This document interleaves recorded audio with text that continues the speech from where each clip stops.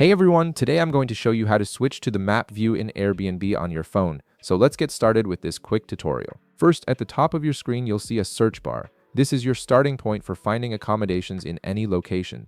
Go ahead and tap on it to begin your search. Once you tap it, the search interface will expand, giving you access to all the search options you need. Next, you'll see the destination field appear. Tap on this field and start typing the location you want to visit. For example, let's say you're planning a trip to New York. Simply type New York into the destination field. As you type, Airbnb will suggest matching locations, making it easier to select exactly where you want to stay. After you've selected your destination, it's time to choose your travel dates. You'll see date fields appear on your screen. Tap on them to bring up a calendar view, then select your check-in and check-out dates. Once you've chosen your dates, tap Next to move forward.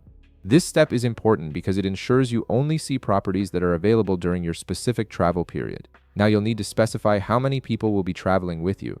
This section allows you to input the number of adults, children, infants, and even pets if you're bringing any furry friends along. Tap the plus or minus buttons next to each category to adjust the numbers accordingly.